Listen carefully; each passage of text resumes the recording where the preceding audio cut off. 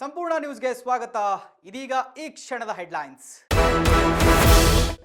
ನೆದರ್ಲ್ಯಾಂಡ್ಗೆ ಹೆಜ್ಜೆ ಇಟ್ಟ ಪ್ರಧಾನಿ ನರೇಂದ್ರ ಮೋದಿ. ಉಭಯ ರಾಷ್ಟ್ರಗಳ ಸಂಬಂಧಗಳ ಕುರಿತು ನಾಯಕರು ಚರ್ಚೆ.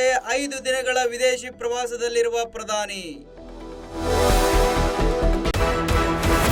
ಮೇ 20ರಂದು ಸಾರಿಗೆ ನೌಕರರ ಮುಷ್ಕರ.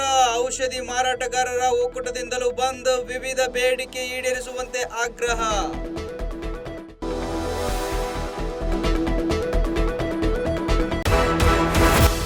$4,500 ಕೋಟಿ ವಂಚನೆ ಪ್ರಕರಣ. ಶಿವಾನಂದ ನೀಲಣ್ಣವರ 5 ದಿನ ಪೊಲೀಸ್ ಕಸ್ಟಡಿಗೆ. ಬೆಳಗಾವಿ ಸೆಷನ್ ಕೋರ್ಟ್ನಿಂದ ಆದೇಶ.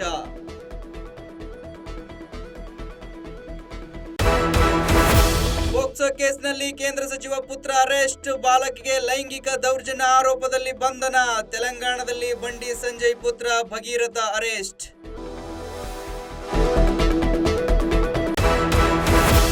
ಸ್ವಾಮೀಜಿ ವೇಷದಲ್ಲಿ ಬ್ಲಾಕ್ ಮ್ಯಾಜಿಕ್ ಮಾಡಿ ದರೋಡೆ. ರಾಯಚೂರಿನ ಸಿಂಧನೂರಿನ ಇಂದಿರಾನಗರದಲ್ಲಿ ಘಟನೆ. ತಲೆಯ ಮೇಲೆ ಬಿಳಿಯ ವಸ್ತ್ರವನ್ನು ಹಾಕಿ ದರೋಡೆ.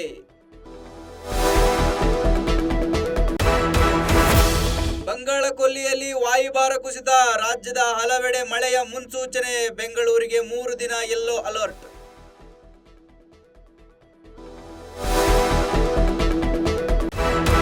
ಇದಾಗಿತ್ತು ಇವತ್ತಿನ ಸುದ್ದಿ. ನಿರಂತರ ಸುದ್ದಿಗಾಗಿ ನೋಡ್ತಾ ಇರಿ ಸಂಪೂರ್ಣ ನ್ಯೂಸ್.